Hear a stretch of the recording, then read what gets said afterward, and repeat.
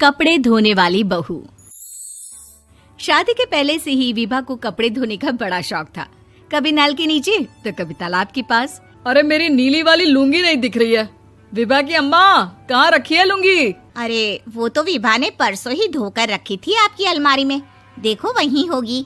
वो ना मैंने आज धो दी, मुझे लगा कि गंदी हो गई होगी।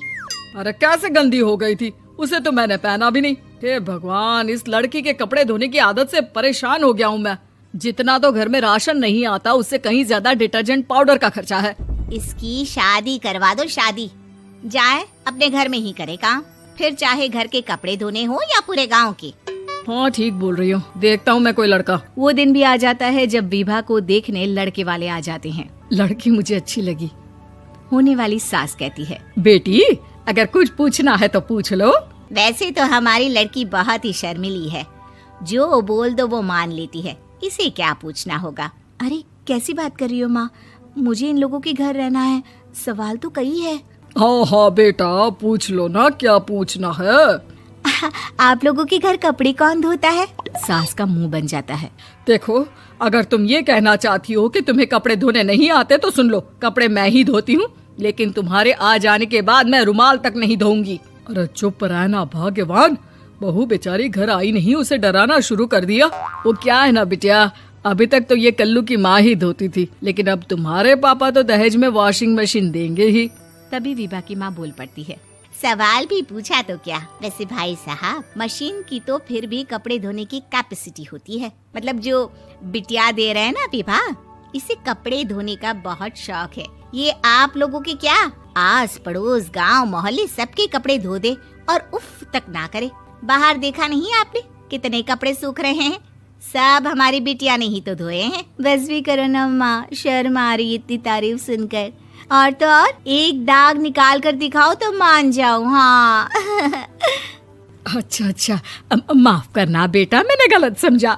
हमें तो रिश्ता बहुत पसंद है। और ऐसे जुड़ जाता है रिश्ता कपड़े धोने का शौक रखने वाली विभा का। उसकी शादी हो जाती है कोयला फैक्ट्री में काम करने वाले कल्लू के साथ। शादी के बाद अचानक विभा चिल्लाती हुई सास के पास आती है। सासू माँ, अरे सासू माँ कहाँ है आप? ये तो धोखा है, धोखा दिया आप लोगों ने मुझे। इसे ससुर के चक्कर के बारे में पता चल गया। अरे तो उसमें तुझे क्यों धोखा मिला है? अरे नल में पानी नहीं आता, कपड़े कैसे कब धुलेंगे? अच्छा, तू पानी नहीं आ रहा उसकी बात कर रही है। तो आपने क्या सोचा? कुछ नहीं। अच्छा, तेरी माँ ने कहा था कि कपड़े धोने का शौक है तुझे, याद आया मुझे। शौक बोलकर कपड़े धोने वाले मेरे जुनून को कम ना आके सासू माँ, कपड़ा धोना मेरा गुरूर है। तभी पति भी वहाँ आ जाता है। अभी मैंने इसे सनी देओल की फिल्म दिखाई है, उसी के डायलॉग मार रही है माँ। अच्छा सुन, साफ बता रही हूँ, पानी सुबह 4 से 6 और शाम को 10 से 12 आता है, समझी? विभा टाइमिंग सुनकर हैरान हो जाती है। ये क्या भूतों का मोहल्ला है?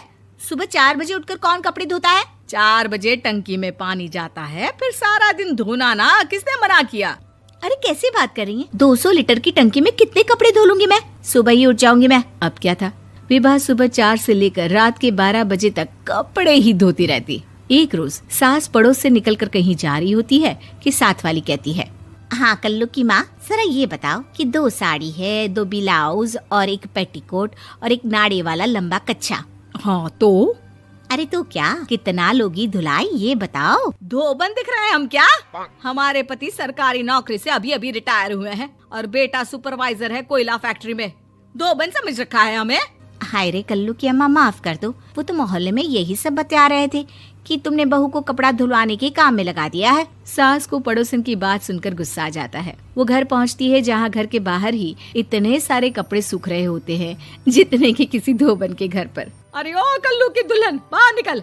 माँ जी यहीं आ जाओ, बाथरूम में चादर धो रहे हैं हम। अरे अभी हम धोते हैं, तुमको बाहर निकलो। ये आस पड़ोस वाले बोल रहे हैं कि हम बहू से कपड़े धुलवा कर उसे कपड़ा धोने वाली बना दिए हैं।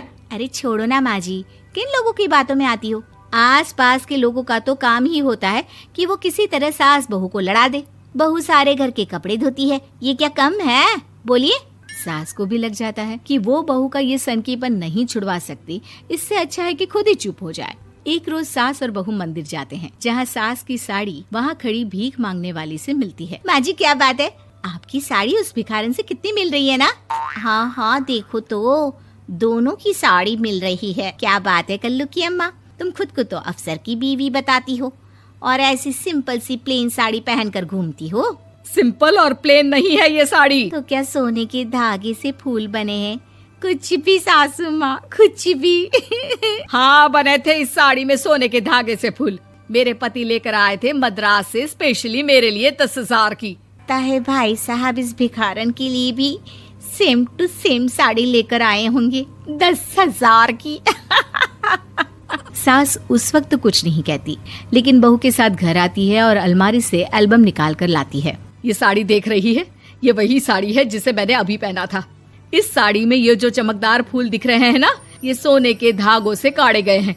लेकिन तू लोकल वॉशिंग मशीन ब्रश से घिस घिस कर सारे फूलों को निकाल कर साड़ी प्लेन कर दी। मुझे माफ कर दीजिए सासू माँ। और तो और, जब मैंने तुझे तेरी गलती के लिए कुछ नहीं कहा, लेकिन तूने तो सबके सामने मेरा मजाक ही बना दिया। क्यों? बहू को समझ में आ जाता है कि अब से उसका कपड़े धोना बंद।